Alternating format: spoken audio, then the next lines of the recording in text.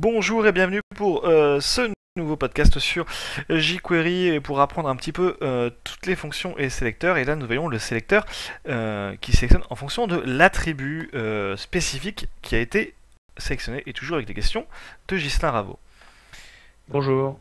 Et donc l'idée en fait c'est de faire une sélection de tous les éléments HTML dont un attribut a été complété. Par exemple, tous ceux qui ont une classe, par exemple. Donc là, si je mets une div sans classe, en plus, voilà, pour qu'on voit bien.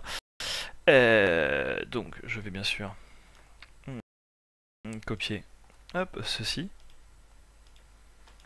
Et à ce moment-là, quand je fais F5 et que je regarde ce que m'a sélectionné mon jQuery grâce à Firebug, on voit bien que j'ai les trois divs qui ont un attribut classe, et celui qui n'en a pas n'est pas sélectionné.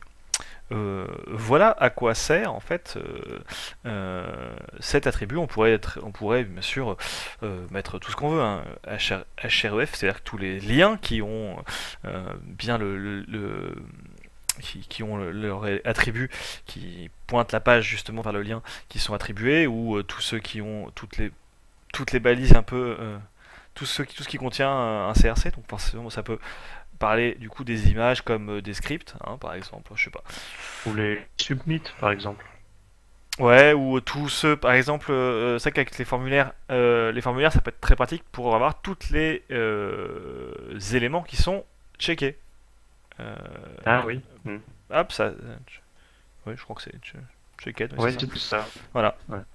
Voilà, donc en fait ça sélectionne tous les attributs, peu importe leur contenant, peu